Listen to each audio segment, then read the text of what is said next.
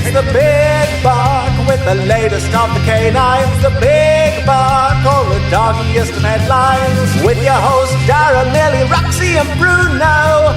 They're the kind of dogs that you know. It's time to talk about health, nutrition, training, talk with canine professionals, owners and dogs. It's the Big Buck, all the canine stories for you.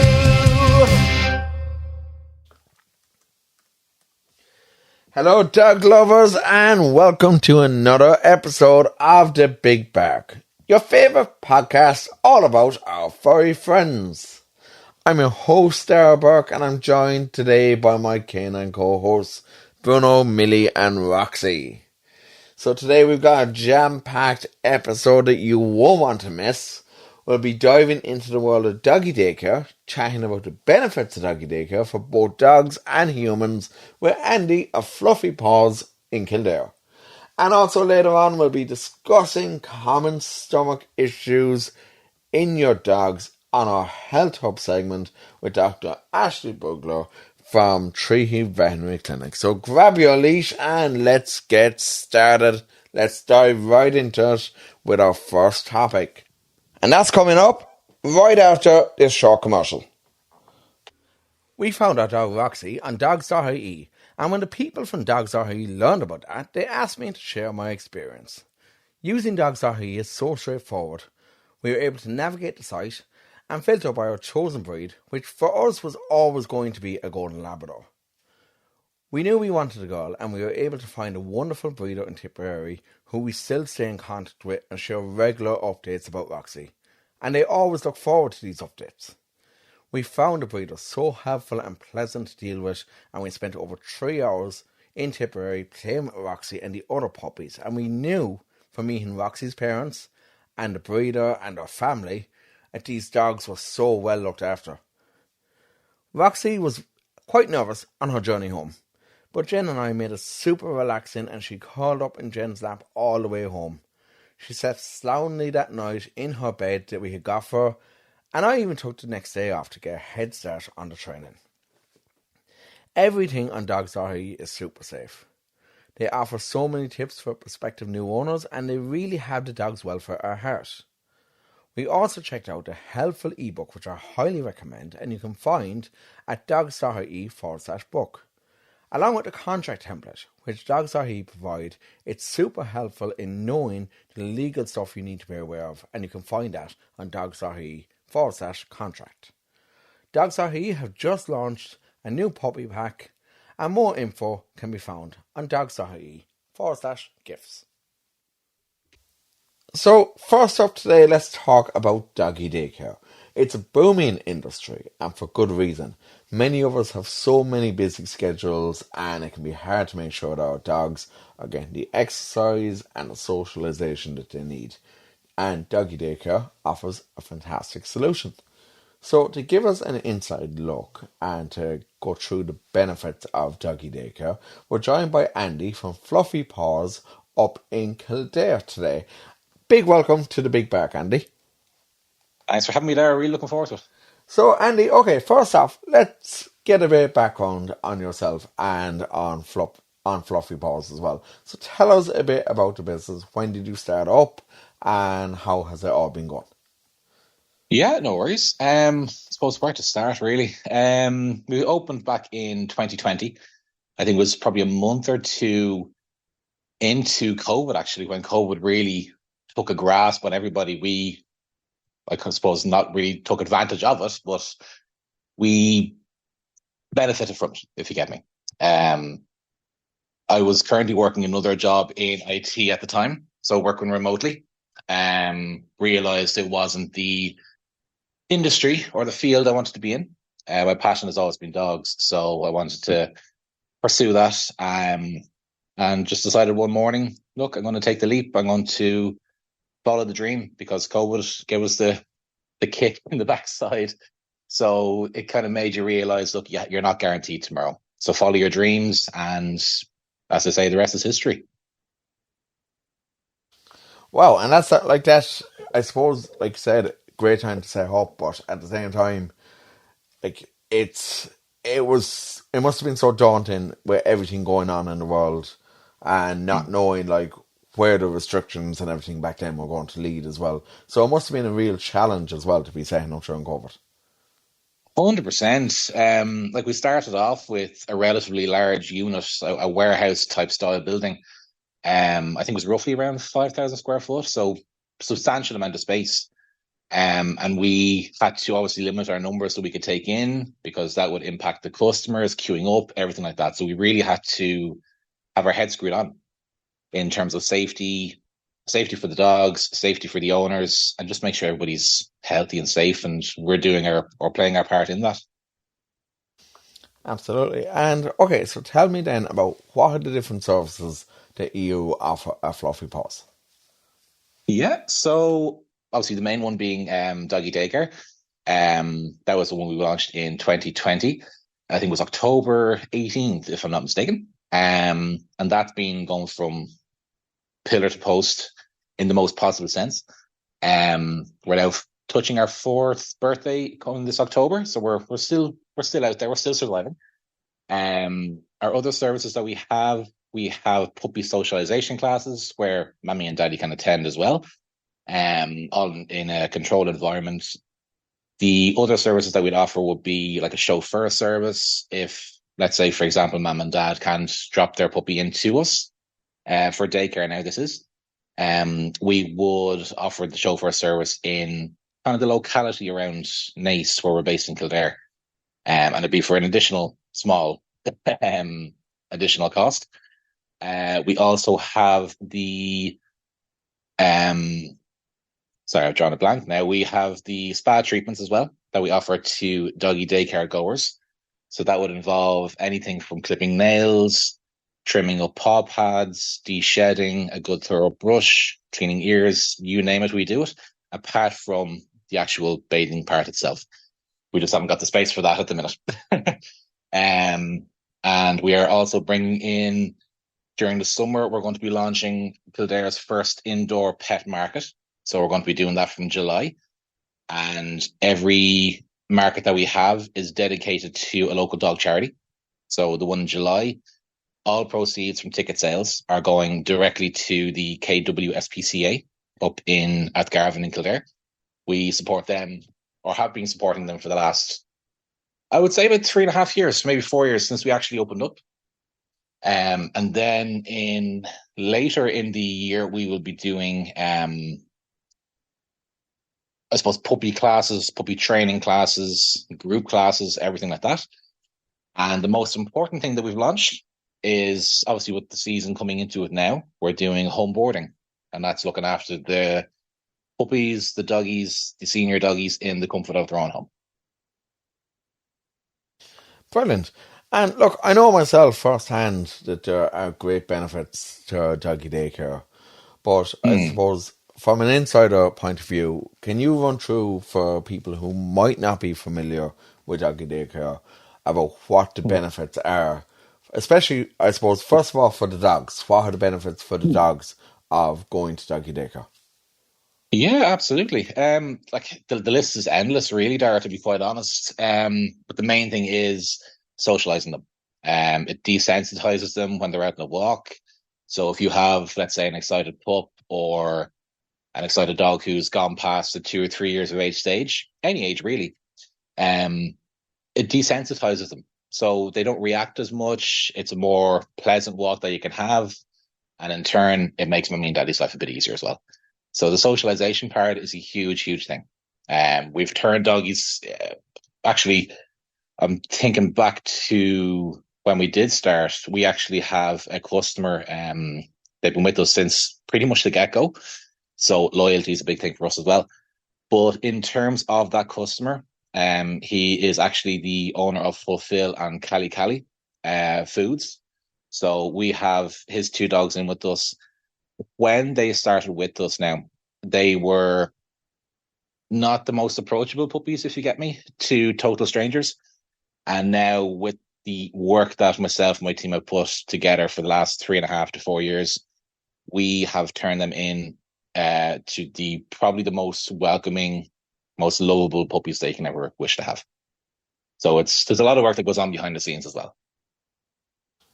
And that's a massive turnaround. And I suppose, like, especially during COVID, it was a very important thing, doggy daycare was, because for a lot of people, like, look, I know myself that the amount of dogs that were, I suppose, purchased, adopted throughout COVID, where everyone worked from home, it skyrocketed. And That's it. Absolutely. And I suppose for a lot of people, they didn't have that means to get out and meet other dogs because of the restrictions that were in place. So things like doggy daycare, especially then for, I suppose, as they're known as now, COVID puppies, I suppose. Exactly. Very, very important, something like doggy daycare. Exactly. Absolutely. Like, that's probably how we made our name, dealing with the more, I suppose, the more unsocialized, the more difficult dogs. We've kind of made our name through that as well. Brilliant. And tell me then, what are the benefits from, say, for an owner's point of view as well? What are the benefits of doggy daycare for the owners? Yeah, so you know yourself. You've got a dog yourself, Darragh. As do I. I have two lovely doggies at the minute. So when you bring them to daycare, yes, we completely guarantee that we treat them as our own. So there's plenty of cuddles, plenty of playtime. We feed them their lunch as well. So the main benefit of that is they go back to mommy and daddy absolutely and 100% guaranteed knackered. So mom and dad can get on with their day. If they're working from home or if they're in the office, they can trust us to look after their dogs to the best of our ability and the way that they would want anybody to look after their dogs. We will guarantee that we do that. And yeah, that sounds fantastic. And I know myself, like I have 3 dogs here, but Bruno and Millie, they're a lot quieter, a lot older. They spend a lot of time with my dad next door. So Roxy then is like, she's just a bundle of energy altogether. So when she goes to doggy daycare, it's great to see her come home. And she was in actually this week now for 4 days, which is the most she's been in. And she's lying here right next to me now on the couch, and she is absolutely, utterly knackered completely. And it's great for me then, because like you said, I can go on and do my own work as well. And tell me this, do you find now that, I suppose, post-COVID, where a lot of people going back to the office, do you find that demand for your services has increased a lot? Absolutely. Like, to be quite honest, we haven't actually run a Facebook ad or anything like that, like a paid sponsored ad, for about 2 years. So we're all by word of mouth, and we would have a capacity midweek of between 35 and 40 dogs, obviously depending on the behaviors. We can see which customers are looking to book in for the coming week. And then we would say, look, we're fully booked up, because with our experience, we know, okay, there might be 1 or 2 cheeky little monkeys coming in. So it's all in the interest of safety as well.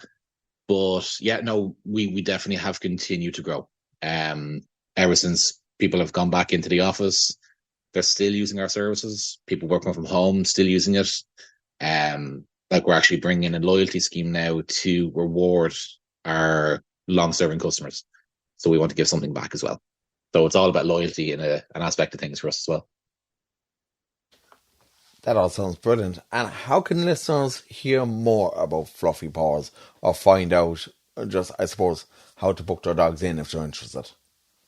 Yeah, so if you head onto our website, it's www.fluffypaws.ie, and head onto the daycare page, which is there. It's on the top of the page if you're using desktop. There's an assessment form that would need to be completed. We would then obviously receive that form, go through it with a fine-tooth comb, make sure everything is okay. We would then reach out to the owners of the dog coming in to make sure all the vaccinations, including kennel cough, are up to date. If they're not, we would obviously advise mommy and daddy to check in with the vet and make sure that they have everything. And if they don't, we politely request that they book in with said vet to get the kennel cough, which is one of the more ones that customers wouldn't have, and they wouldn't be aware they'd have to have it. So we're going well. Brilliant. And actually, that's a very good point. That was actually, I suppose, one thing that, like, I had to get for Roxy before she went. And I suppose, Andy, it's important to know as well that there is a period whereby after they get the vaccination, that it's not a case where they can come straight into doggy daycare. There is a period of, I believe, is it 7 to 10 days, I believe, is the period after the vaccination for the inoculation period that they have to actually wait until they can actually book in. That's 100%. Yeah, it's just to make sure, like you said, the inoculation period is to make sure that they have had no reactions to it. It's taken to the system and they're safe to go. So it's all about safety at the end of the day. So that's with vaccinations and doggy behaviors, everything like that. Safety, safety, safety. It's a major thing for us. Brilliant, Andy. And listen, thanks so much for joining me on the Big Bar today, and wishing you all the best of luck with the markets and everything else doggy daycare related as well. That's fantastic, Darragh. Thank you so much. And I hope your doggies are still enjoying the daycare they go to as well. Are you tired of using low-quality bags to pick up after your dog? Do you get dog poop all over your hand when cleaning up their mess? What you need is a mutt mitt, a strong 2-ply bag that makes it super-duper easy and hygienic to pick up your dog's waste. Check it out on muttmittsireland.ie. Mutt mitts, better than a bag. Proud sponsor of the Big Bark podcast. And a big thanks there to Andy from Fluffy Tails in Kildare once again for chatting to us a bit about doggy daycare today. And look who's just joined me again in the studio right here. Roxy has just popped her head in to say hello, because Roxy loves to come up. You might have seen on our social media the other day, Roxy was testing out her new mics, and Bruno has just arrived as well. Bruno has arrived in from outside to say hello and just pop into the studio here for a good old chat. I don't think Bruno's going to be doing too much chatting though, because, well, I'd be wondering what the hell I had to eat for breakfast if he started talking to me like that. But, okay, so it's, like I said, it's a packed show, but it's a short show today. So we have coming up next, we're going to keep going, and I suppose we're going to dive right into our next topic with Dr. Ashleigh Bugler from Treaty Vets, and Ashleigh is on today talking all about stomach issues with your doggies. So just a trigger warning here, folks, if you're having any breakfast or any dinner or whenever the hell you're listening to this right now, if you're having any food at all, please pause the podcast until you're finished, because this might be a bit upsetting on your own stomach as well. Do you have a pet in need of a vet, or do you need some health advice for your four-legged friend? Whether it's for a regular checkup, microchipping, vaccinations, or critical urgent care, you can rest assured knowing that your pet is in loving hands at Treaty Veterinary Clinic, Limerick and Shannon. Providing care for your pet since 1986, at Treaty Vets, your pet is our priority. Call our 24-hour number 061 328 511 or make an appointment through our website www.treatyveterinaryclinic.com or find us on Facebook or Instagram, Treaty Veterinary Clinic. Proud sponsors of the Health Hub on the Big Bark. And we're delighted to have the Health Hub back on the show again this week, and delighted to welcome back Dr. Ashleigh Bugler from Treaty Vets, who are our partners here on the Health Hub. Ashleigh, big welcome back to the Big Bark. Thanks, Darragh. Nice to be back. Good. So what we're talking about today is something that I suppose affects a lot of dogs, and there can be a huge variety of reasons for this, and it mainly surrounds stomach issues and vomiting and diarrhea. I suppose the things that you don't want to see on your kitchen floor in the mornings, but it does happen, and it's important to know the reasons and what to watch out for as well. So I'm going to let you just kind of tell people a bit more about the different stomach issues that a dog can have, and in particular about like vomiting, diarrhea, how to deal with it, and what to watch out for, and when to get medical attention from your vet as well. Perfect. Yeah. So I know, yeah, upset tummies in dogs is extremely common. One of the main things we see day in, day out. Now it's a huge area to cover. So I'll try and keep it simple and just try to help people to know when they need to see their vet and things like that. So and just kind of give people an idea of what could be going on. So I suppose most dogs will have a bout of vomiting or diarrhea at least once in their lives at some point. A lot of times it's a short-term issue and it resolves within 24 hours. If your dog is having vomiting or diarrhea for more than 24 hours, and especially if they seem down on themselves, then it's time to see the vet.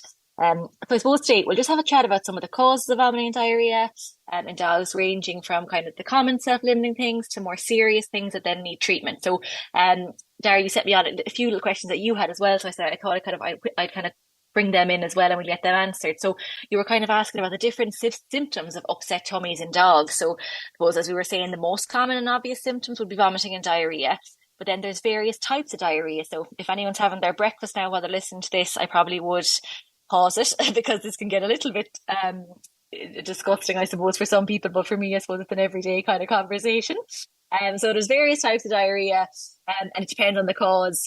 So, for example, you can have kind of small little bits of diarrhea quite frequently. And some people, when they see this, they think their dog's actually constipated because the dog is straining a lot, but nothing's coming out. And that's one type of diarrhea. And then you can have the other type, which is large amounts of diarrhea being passed urgently in one go, where it's like cow pats almost, that's kind of a different type of diarrhea. Then you can have projectile water diarrhea, where it's like a hose pipe literally pouring out of them. And then obviously you can have bloody diarrhea, and that can be bright red in colour. It can just have bright red spots in it, or it can be dark brown in colour, and sometimes it can be quite like kind of wet coffee granules, which is digested blood, so that's coming from higher up in the intestinal tract. And then in terms of the other end of the mouth, what's coming out of the mouth, obviously you have vomiting, but then you also have regurgitation, and they're two different things. So with vomiting, there's an abdominal effort to it. So the dog's stomach will be heaving for, a couple of times before they vomit. There's quite a lot of effort to it. They're heaving, they're putting in effort with their belly, their breathing is changing, and then they're vomiting. Whereas with regurgitation, it's much more passive. It's literally, they just go bleh, and the food comes out without too much effort. And then there's other less obvious symptoms that can be to do with kind of painful tummy. So a very loud gurgling tummy, like a lot of dogs will just have gurgly tummies for no reason. It's just normal digestive sounds. But if it's going on a lot of wind associated with it, that could be a sign of kind of a dietary indiscretion or dietary intolerance there. And that can be an early sign. You might hear it 24 hours before the diarrhea is going to start. You might hear that gurgling noise. Or something like, obviously, if appetite is decreased or they're not eating or not eating at all, that's definitely something that's a sign of ill health with dogs. Most dogs will eat no matter what. And then I suppose, if the dog is drooling or seems nauseous, that's definitely a sign that something's going on with the digestive tract. So they're all kind of the symptoms to be looking out for, unfortunately, the things that you might see if your dog has an upset tummy. So then I suppose you were kind of asking, so let's go through the causes of vomiting and diarrhea in dogs. So it's a long list, okay? But we'll just go through the most common things that we see kind of week in, week out. So the most common thing we see, especially in younger, curious dogs that are out and about, is what we call a dietary indiscretion. So that means eating something they shouldn't have eaten, such as kind of rotten food, feces of any kind, rubbish. And then you have dogs that eat things like chocolate, maybe not enough to be toxic, but definitely enough to cause an upset stomach, or things like processed meats, fatty meats, sugary foods and human foods. So things like cake and scones and all that kind of stuff will draw water into the gut and cause issues. And then I suppose really common, especially in younger dogs again, but it can be at any age, is kind of parasites. So worms, roundworms, hookworms, tapeworms. Puppies need to be dewormed every 2 weeks. And ideally, adult dogs should be wormed every month, especially if they live in a house with kids, or they're kind of real, outdoor countryside dogs that could be eating the feces of other animals and stuff like that. But a minimum of every 3 months, definitely, without a doubt. And then I think like stress and anxiety in dogs can cause upset tummy. So we're seeing a lot more kind of anxious dogs at the moment, and for various reasons. And these dogs can often have upset tummies, and stress, as we know in people, stress has a big role to play in IBD and IBS and all those things. And we're definitely seeing that in dogs too. And then just the stress alone could maybe cause a decrease in appetite, which then might cause kind of an increase in acid in the stomach, which will cause inflammation and pain and go on to cause vomiting. And that can then create a vicious cycle of illness there.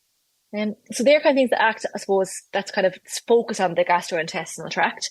And then there's medical conditions which, as a side effect, will cause medical conditions which cause vomiting and diarrhea, I suppose, then such as pancreatitis, which is inflammation of the pancreas, or things like gastroenteritis, which is inflammation of the stomach.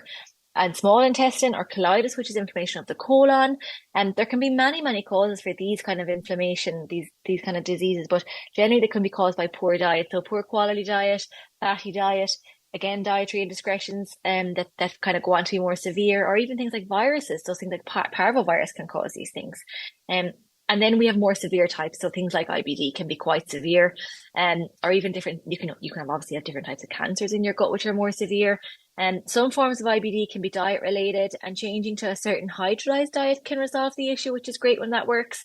And some can be immune mediated, meaning the body's immune system is actually overreacting, and these dogs can need various immunosuppressants to control this condition. And then there's the diseases that act outside of the GIT, but they still cause. The side effects then can be vomiting and diarrhea. So these are things like liver disease, kidney disease, Addison's disease. So that's kind of why we often have to do bloods and things to try and work up these cases. And sometimes we find it's actually something else going on the side. It's diarrhea is being caused by a different disease in a different organ. And so kind of week on week, they'd be the kind of most common things, ranging from most common to least common, that we see on a week to week basis. And I suppose then in terms of treatment, you were kind of asking about treatment. I suppose it really depends what the cause is. For example, if we suspect a mild gastritis, I suppose, caused by a dietary indiscretion, we'll treat this really usually by providing kind of a bland, easy digestible diet. And generally we'll give probiotics to replenish the good bacteria in the gut. If there's vomiting, we'd give an antiemetic to stop that. Or, if we suspect excess acid production, we'd give some medication to reduce acid production. And then we'd always give pain relief, because vomiting and diarrhea is very uncomfortable. There's cramps, and it makes the tummy really sore. If the symptoms were more severe, then I suppose when the dog is dehydrated, we would admit that dog then to hospital for intravenous fluids and a more in-depth workup, definitely bloods at a minimum, and more than likely an abdominal scan or x-rays, depending, on what's caused there. For example, like if we had a dog with vomiting alone as the main symptom, especially a younger dog, again, quite curious, we might suspect there's a foreign body causing a blockage. So for those cases, we'd want to do x-rays quite early on in the course of investigations. And I suppose that leads us on then to kind of, when would an owner know if something is just a mild upset tummy, or when is something a little bit more serious? So it's always hard to know, and you always just ring your vet. Like, we're always more than happy to give advice over the phone, and as always, everything is a case by case basis. Every dog is different, so to be sure, just give us a call and we'll speak to you over the phone about it, and we can make a decision then whether you need to be seen. But in general, I would say kind of, if it's just a mild upset tummy, your dog should be still quite bright in themselves, behaving normally, and the feces is kind of just softer, a little bit more watery than normal. It's more toothpastey, say, or maybe a little bit softer again, but it's not watery, not urgent, things like that. And if the dog is well and the appetite is good and they seem generally themselves, and it's just kind of the feces is the symptom, I'd give that dog 24, 48 hours on bland food, and it may well resolve. If your dog seems unwell and isn't improving after 24 hours, I would then seek veterinary attention. If your dog is unwell and kind of also having consistent vomiting, watery or dry diarrhea, and isn't eating, I'd book an appointment to be seen that day. And if your dog is vomiting persistently over the course of a number of hours and seems thrown down on themselves, then just get them down to your vet straight away. So we've covered a lot there, and I hope that gives everyone kind of a brief overview of upset tummies in dogs, and just gives them an idea of what to do if it happens to them. It definitely does, and I'll make sure that I won't be eating my dinner anytime soon after listening to that there now. Actually, what about, okay, so there's different types of food that are out there. Now, like, you have your good quality foods that you get like from your vet or your really good local pet store, but then you have the cheaper own brand foods. So you have like a lot of cheap own brand foods that would have these artificial colorings, and you actually see, even I've seen videos of them being made online that they're nearly spray painted, these artificial colorings are on them. Can foods like that obviously would have more of an effect on a dog's tummy rather than like your big brand, like prescription food, like say Hills, or like say even like Gain, or any of the like Burns, or any of the like big brands. Yeah, I know what you mean. Yeah. So now I'm not a nutritionist, but I've done a good bit of kind of education around food, and I suppose a lot of dogs will thrive absolutely fine on supermarket food. They'll do grand, no issues. But it does tend to be, the dogs that do get kind of, if you've got a dog that has kind of chronic gut issues, they're getting diarrhea quite often, and they are on a supermarket food, I have found that changing to a higher quality food resolves the issue. So there are some dogs whose tummies just can't tolerate a kind of a more processed food. So I suppose the thing that I was told with the supermarket foods and the lower quality foods is they kind of have, they're not really governed. So they kind of have a license to use whatever's in season. So it's just, they basically, for example, if you say you're buying supermarket food and it's chicken and rice, and every week you're buying the chicken and rice bag. That bag really only has to be 4% chicken for them to be allowed to call it chicken and rice or chicken and whatever, the protein. And then after that, they can use whatever is kind of in season or on the market. So every bag, every batch can be different. So some dogs will be fine for 6 months on a certain food, and then one bag will turn their tummy because there's something in it that doesn't agree with them. So that's the issue, in my opinion, with those foods. Now, I could be, I stand to be corrected. That's what I was kind of told. But then with the higher quality foods, they kind of more guarantee that every bag is the same. So the ingredients are the same in every bag. That if they say it's pork and potato, for example, that's what's in it, and anything else that's in it it's on the ingredient list and you can see it. So there's no such thing as like fillers or filling it up with cheaper meats. It's what's on the bag, it's what's in the bag. Whereas with the supermarket foods, they can kind of put in whatever they want and it's not necessarily on the ingredient list. I think that's where it gets a bit complicated. But there are a lot more dietary intolerances. Even dogs that are on good quality foods, some of them just can't, their tummies can't take the protein, and they just have to go on to a hypoallergenic hydrolyzed diet, which is where they basically, the food is made in almost like a lab, and the protein is blasted with a laser to make it microscopic. Because the most common thing with food allergies that dogs are allergic to is actually chicken, beef, and dairy most commonly.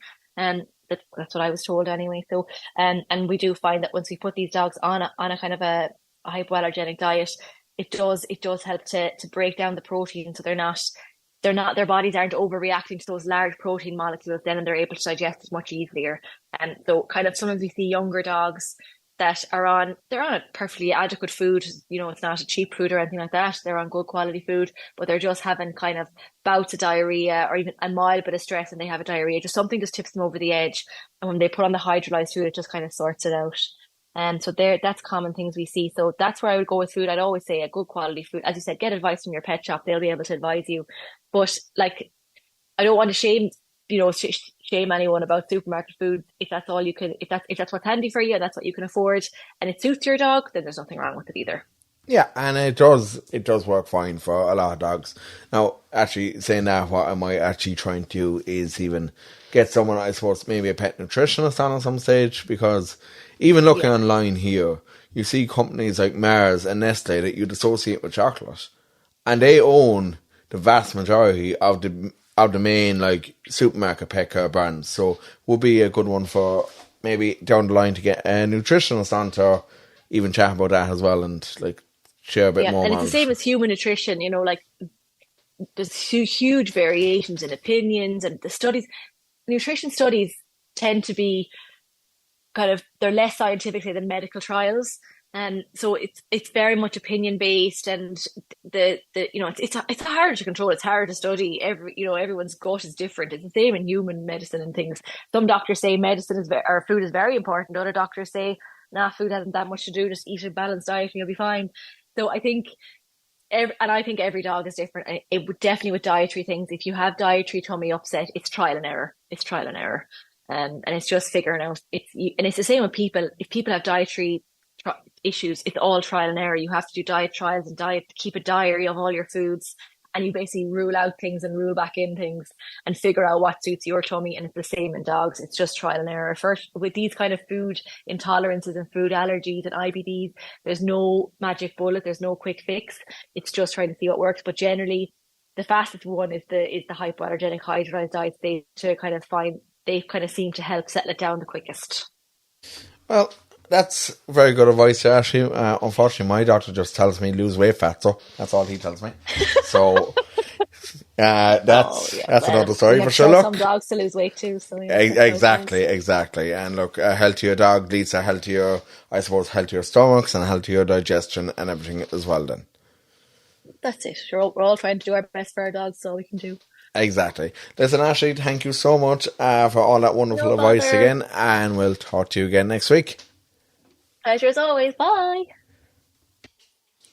Do you have a pet in need of a vet, or do you need some health advice for your four-legged friend? Whether it's for a regular checkup, microchipping, vaccinations, or critical urgent care, you can rest assured knowing that your pet is in loving hands at Treaty Veterinary Clinic, Limerick and Shannon. Providing care for your pet since 1986, at Treaty Vets, your pet is our priority. Call our 24-hour number 061 328 511 or make an appointment through our website www.treatyveterinaryclinic.com or find us on Facebook or Instagram, Treaty Veterinary Clinic, proud sponsors of the Health Hub on the Big Bark. And a big thanks again to Dr. Ashleigh Bugler for joining us there from Treaty Vets on the Health Hub this week. So, if you're still listening, which is great if you are, we love when people are still listening at this stage. So, myself and Roxy, we haven't been doing much hiking lately, doing a lot of walks, but the weather the last week now, it has been super, super hot. So, I suppose the important thing, a few tips that we want to go over here. Like, I suppose last week we chatted about sunstroke in dogs, so let's just chat a bit about hot weather and your doggies and some tips that you need to follow. Okay, so first of all, the most important thing, when you're walking your dog, do the tarmac test. So, if you put your hand on the tarmac for 5 seconds, if you're not able to hold your hand down on the tarmac comfortably for 5 seconds, then postpone your walk until it's cooler in the evening or in the early morning. Either time is good. If the footpad is too hot for your hand, then it is way too hot for your doggy's little paw pads. So make sure that you're not walking your dog in really hot weather. And if your doggy is out and about during the day, make sure that there's plenty of shade and plenty of water as well. The last thing that you want is for your doggy to get heat stroke and I suppose become severely sick from it or ending up in the vets as well. So that's the last thing you want. So make sure that your doggy has plenty of shade and plenty of water as well. And look, you should always make sure that your doggy has plenty of water anyway. They need to stay hydrated. So, flat-faced, overweight, unwell and older dogs are at increased risk of heat stroke. So just remember that if your doggy is a bit more on the chubby side, if your doggy is one of those flat-faced breeds, or if your doggy is, I suppose, slightly unwell or even older, just make sure that you keep them out of the really scorching heat. Just keep all dogs out of scorching heat, but especially doggies like that could be more prone to heat stroke. So, those are kind of main ones. Make sure if you are going to the beach, again, you keep your dog, keep it short, keep it sweet in the scorching heat. Don't keep your doggy out in the sun for too long. If your doggy loves the water, make sure that your doggy cools off. Like, we cool Roxy off with the hose here. Roxy likes to fight with the power hose, actually. I'll put a video up, actually, from yesterday, where Roxy was attacking the power hose. She does not like the power hose at all. Not at all. But, speaking of Roxy, I suppose she is now 15 months. She is really coming into her own, and she's such a good doggy. And I'm saying that while she's here trying to tear up a sock behind me. Or she's trying to get up on the couch or something here next to me, and there's a big box on the couch here. Full with like podcasty stuff, and she's still trying to get up. She's moving it all of her way, but sure, look, that's our Roxy for you. That is our good little girly Wally, who is she's turned into such a great girl. And you know what? It's interesting because even now, like for the next week or so, I'm gonna have her out with Dad quite a lot out the back. But she follows Dad everywhere. She's stuck to my dad, and it's great to see that. It's something that Bruno and Millie have always done. They've always been stuck to Dad, but now Roxy is stuck to him as well, and like she's been a really good girl out there with him as well. She's looking at me now as if to say, "Why are you telling all these tales on me?" But she's also, I don't even know what she's doing here behind me. She's gonna fall off the couch or something. She's making herself a bed. Okay, she's making herself a bed. And on that note, so that she doesn't get too comfortable, because it's a nice, I suppose, mild day outside there so far today. So it's a good chance to get out and about and get her out and about. And oh my God, she just scared the bejesus out of me. She just came right up next to me, right up to my face here. And she's literally right here, Dick. Not sure if you can hear that, but I'm getting a face wash right now. I'm actually getting a face wash here. This should really go in the bloopers, but I'm going to leave it in. It's like this little puppy here. She gives me so many of these face washes. And, like, I think she believes that, I don't know, am I smelly or something maybe, that, or that maybe I'm not smelling up to her standards. Is that it, Roxy? On that note, we're going to, I suppose, say good luck for now. We will be back on Monday week with a brand new episode, and we will have, let me see, what will we have? We'll have Dr. Ashleigh Bugler back on again anyway next week to chat about another important health topic. In the coming weeks, we're going to be chatting more on the animal welfare stuff, and we're going to be chatting as well, I suppose, about the, the negative impacts that animal welfare issues have on all the amazing volunteers in different shelters and how it affects their mental health, how it affects them personally. We're going to be chatting a bit about that side of things. We will be chatting about doggies and fitness and how dogs benefit not just your fitness but your mental health as well. We're going to be chatting a lot more about that in the coming weeks.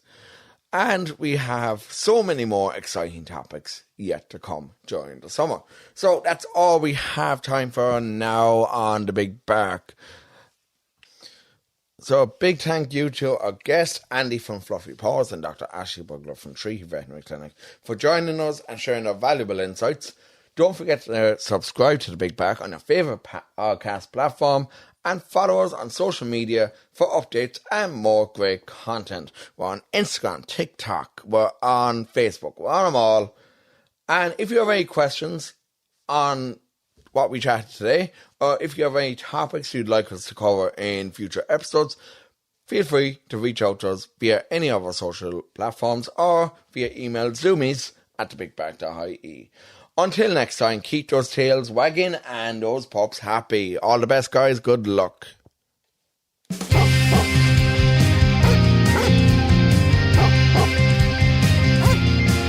It's the Big Bark with the latest of the canines. The Big Bark, all the doggiest of headlines. With your hosts Darragh, Millie, Roxy and Bruno.